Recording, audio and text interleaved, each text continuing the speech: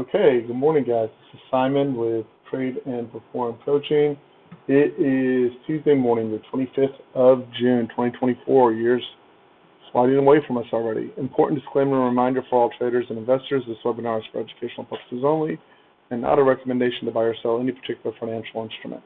Equities, futures, options, and currency trading have large potential rewards, but also large potential risks. You must be aware of the risks and be willing to accept them in order to invest in the futures and options markets. Do not trade with money you cannot afford to lose.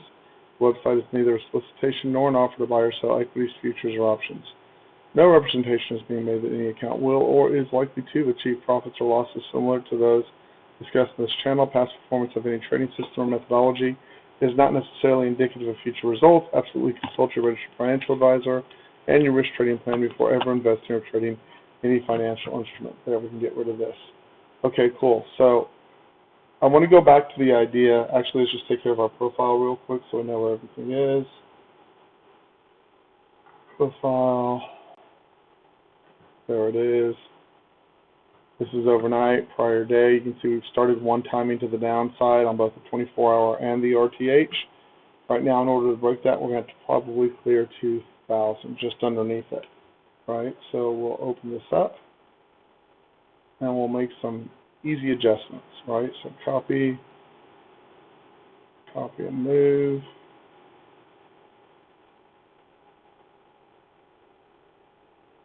Prior day's low. Again, you can see we traded just underneath the low there, and we pop back up. We can delete all the orange lines, which were prior day's lows, right? Get rid of this. Get rid of this. Get rid of this. Get rid of this. So then we easily can make some more adjustments. Bring the value area high and value area low down.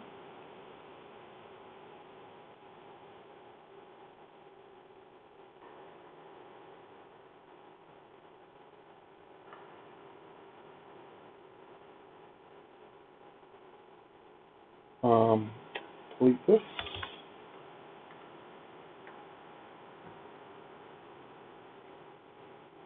Copy and move. We now have prior day's high. And you can see we're trading right up near Globex high and low, so I'll just set the Globex low. And then we'll come back and grab the Globex high at or after the open.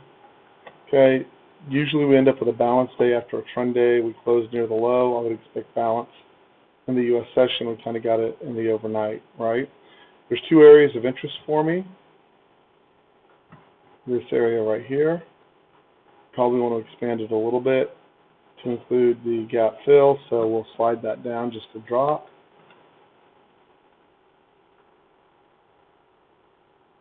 So that's the retail gap fill.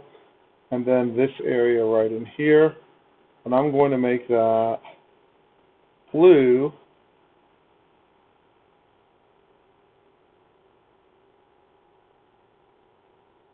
because it's inside fair pricing, so it's less powerful or more easily broken.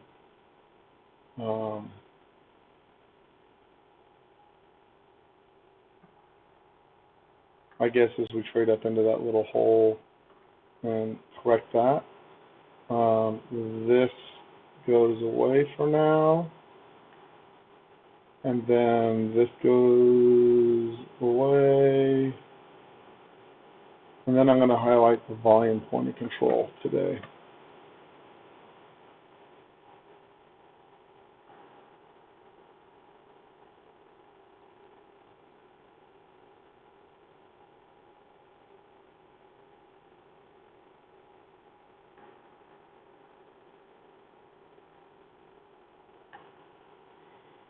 And then we get the single prints up in here.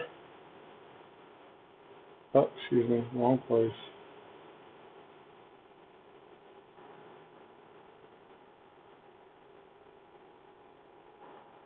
And then we have the unfair pricing from overnight right here. Color that white.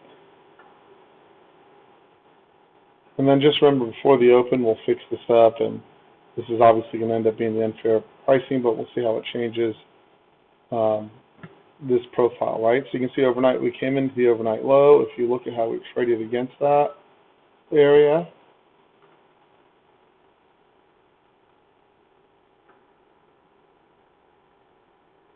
there we go. So you can see we opened up inside this low volume node. We filled in the volume, rotated up to value area low overnight, came back down, took out the stops off to the right, took out the low, trapped back in, trapped. Then once we got into value area low again, took out the stops, they backside tested where that prior high was, and now they're attempting to rotate up into this low volume node. And the next logical target is the volume point of control, followed by value area high, and then the single prints upstairs, and then the unfair pricing up in this location. If and when we get up there, there's actually an anomaly there, so I can mark it off. That's from overnight, so not really.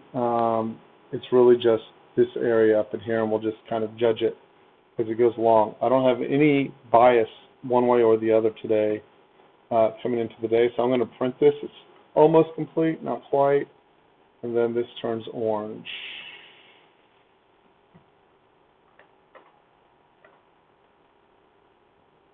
Orange, okay, and then this goes away. It's an old Bovex high. I guess we can leave it. It was an exhaustion point, so we'll just leave it there.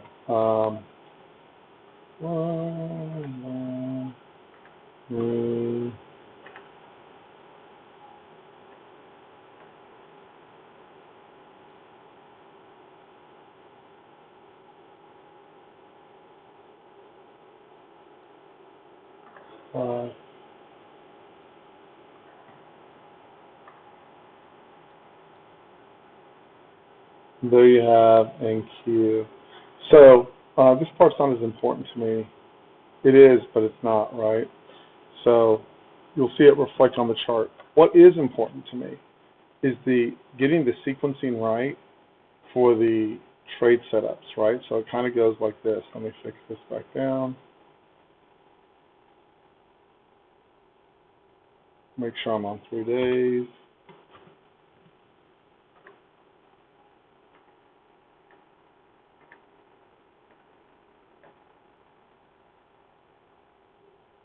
And this is set to 3 days. This is set to 3 days. This is set to 3 days.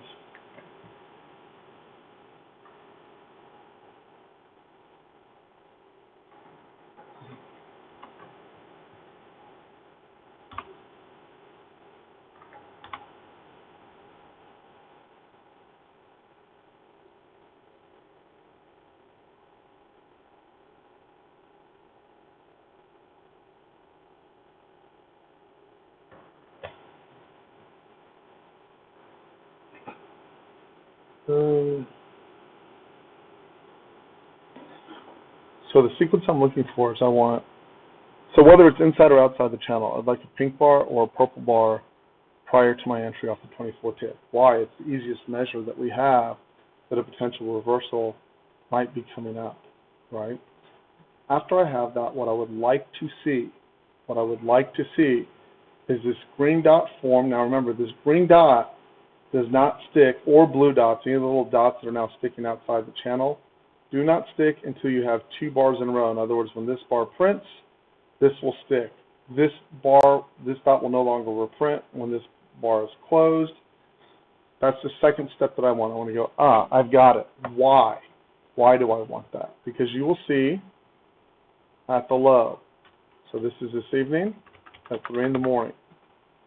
That's where I have my last purple bar. We can go back and look at the early one as well. Here.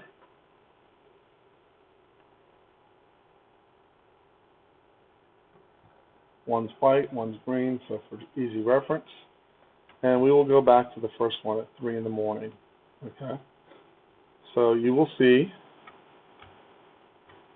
there's my lines. Okay, so I know now from the 24 tick, I have a purple bar down, right? Next thing I'm looking for is a green dot. Now remember, On the green dot, I do not have that printing until the second bar up.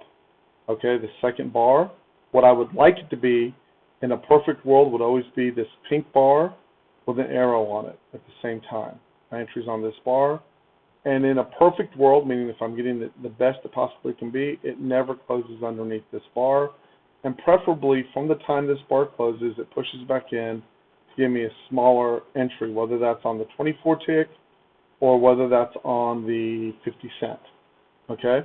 Next, if I'm at the bottom of the channel and I'm getting a reversal, right, which can either be a purple bar or the other one is a pink dot down, meaning they pushed and they stuffed, right?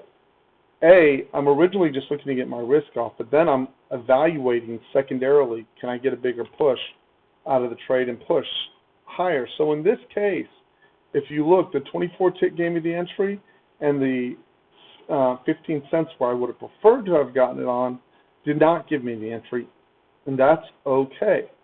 So then a logical question is, well, Simon, what about the earlier one, the white line one, right? So let's go look at it. That occurs right here. I don't know why it doesn't show up as white. Chart number 8.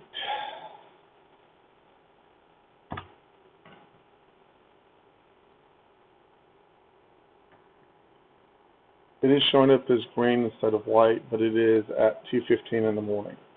Okay, so in this case, I get the purple bar. Now the next thing I'm looking for is the green dot. Remember, this green dot doesn't stick till right here, the second bar. Okay, now, I've got information at this point, and that information is, I've got purple bar, I've got a green dot, and what my response to that would be is, I want to be able to anticipate, right? Like, if I am driving my car, and I see the light turn yellow, right? I can anticipate, sometimes faster, sometimes slower, but that a red light is going to pop up and follow shortly thereafter that yellow light, right?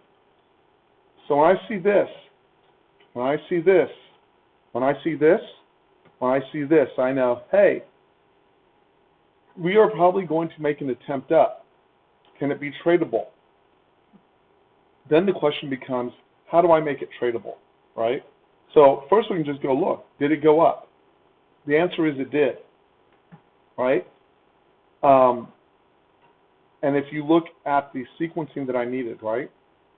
On the 50 cent, what I needed is an arrow and or, actually put that the other way. I needed a pink bar, right? And or an arrow. Sometimes I can take it just on the pink bar below.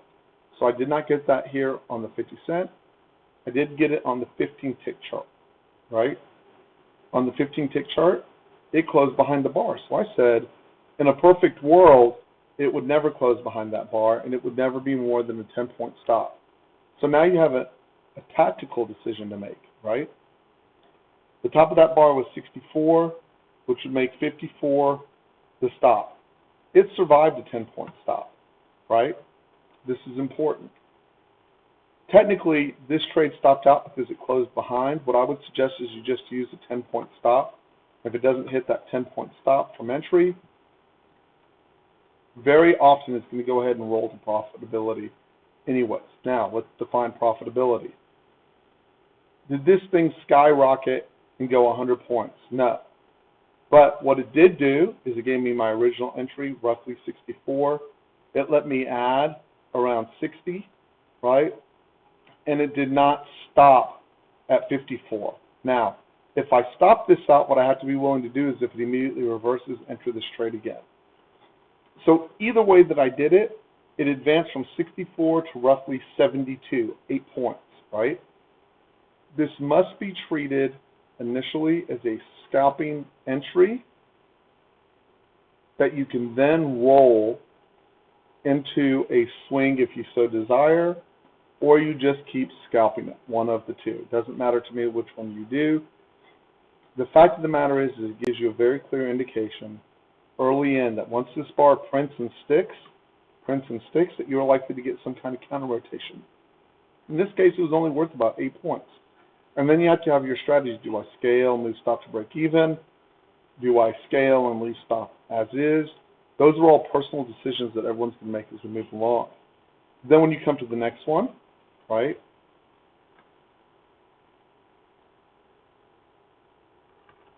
I'm looking for the green dot.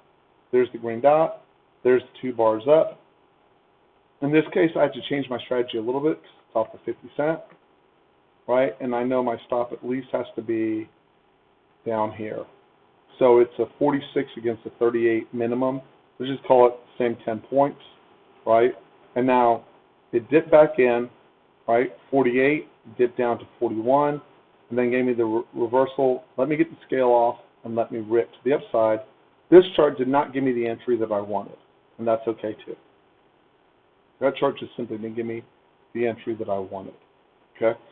But if you work that process over and over, what I am waiting for before I take a long or a short are these dots, little green dots, little blue dots. They'll show up. I'll call them out when they're in the room. And you'll see yesterday afternoon, they do fail sometimes, right? Here, I'll show you. Before this short rolled, it was here, right? So initially I'm going to say, oh, green dot, right? 2 bars down, that's going to stick. We're probably going to go lower. I need a no supply, no demand, and an arrow down. Here, I got the green dot. This is at 1352. Yellow down. You'll see that it retraced back in. This trade, if you added here, actually gave you 10 points to the downside, right? Again, it starts as a scalping tool, and then you manage it from there. So now I need the next one, right? And I don't get it, right? I want it up here, and it just doesn't appear up here. That's all right. It just did not appear. I also didn't get the pink bar way up. It was over here. It did tell me that we were close to a rollover. They just hung it up, and they rolled it down. And now I'm looking, if for anything, for long, right? And if you'll see over here,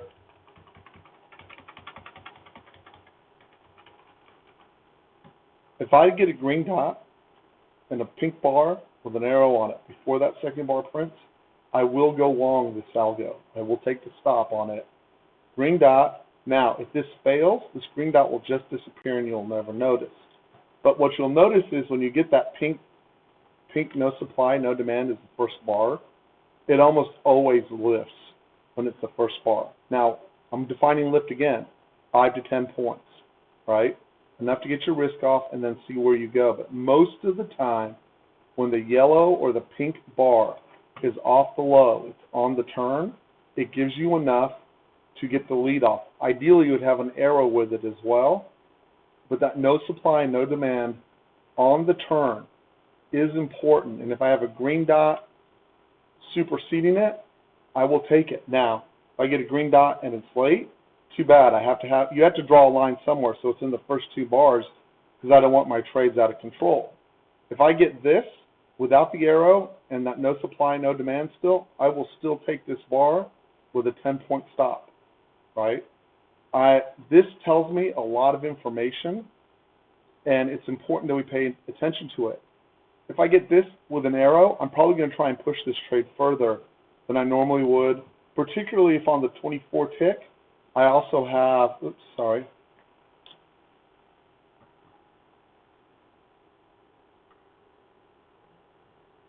either a pink dot pushing like this up here or a pink bar outside the channel. So I'm going to pause. Does anyone have any questions? We're about to open, actually.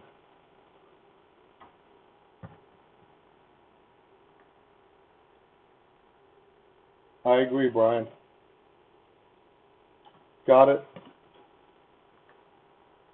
Better?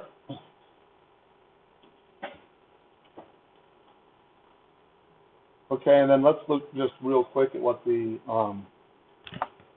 econ is this morning, if anything.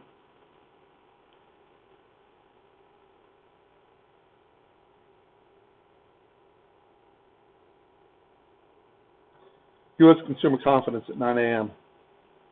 Fed's Cook speaks at 11. ECB's Nagel's at 12:15. Fed's Bowman's at 1:10.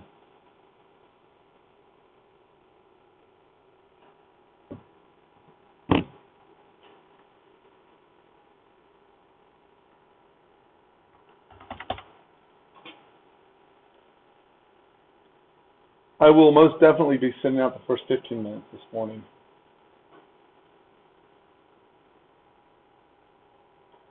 I can't tell what's good or bad anymore, Ed. You know that?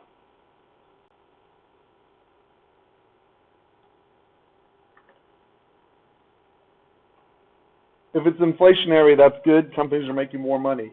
If it's deflationary, that's good. We're going to, if it's worse than perform, we need a lower interest rate. Hell, it seems like no matter what they make it out to be, we're just going.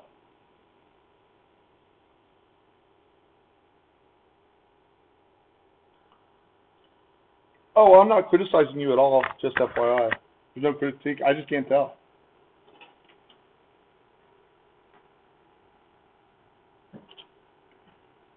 Oh, let's go set overnight, Globex high, low, and unfair pricing real quick.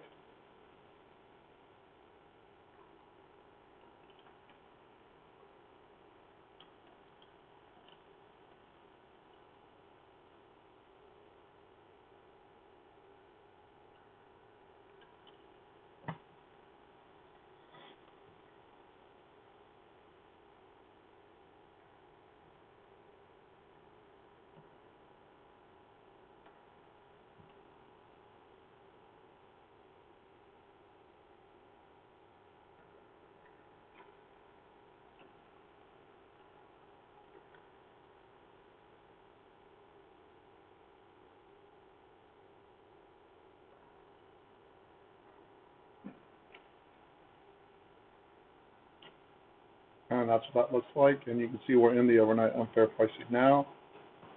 And I'm just going to burn the first 10. Let them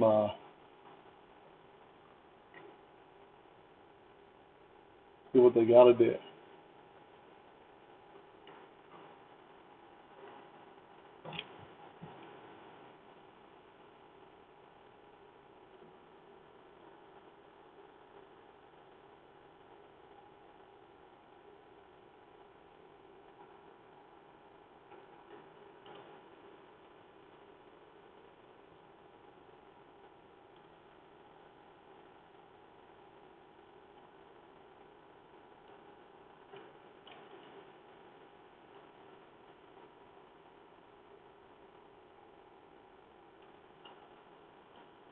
Usually, once people get a whiff of that down market, they want it to accelerate to the downside. We'll see. We'll see.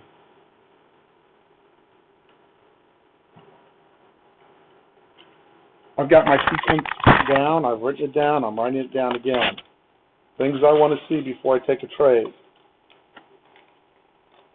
No supply, no demand first, or green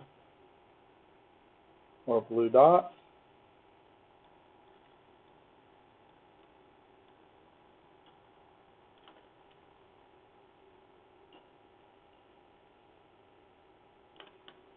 Then no supply, no demand bars. 50 or 15.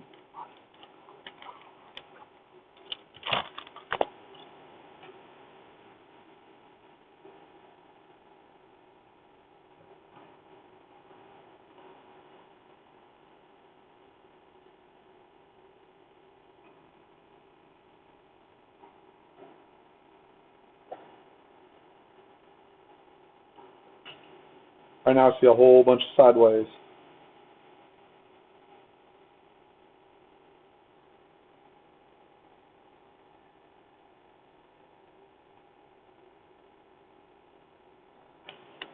This, by the way, does not have fewer stops after 9 o'clock, after 9:05, than it does prior to 9:05. That's all we do.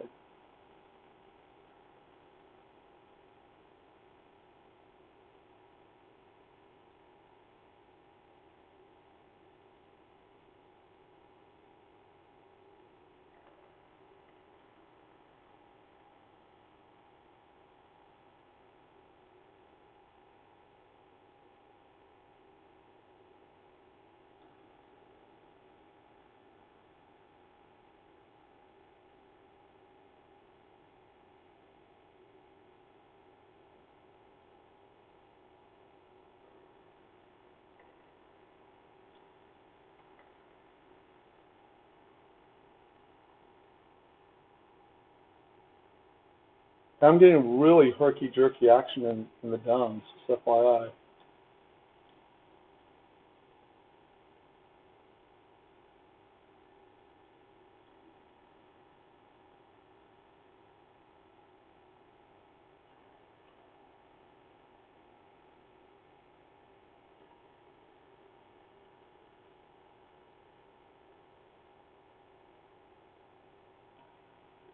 Caution, its rhythmic is really slow.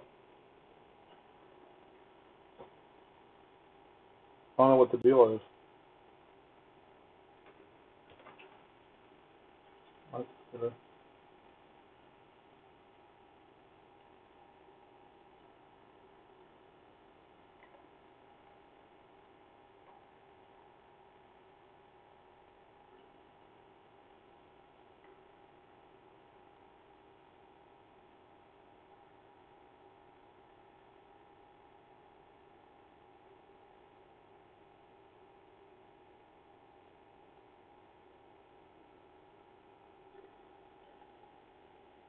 Hey guys, I hate to do this. I have to kill until I figure out what's going on, the YouTube. We'll be back later.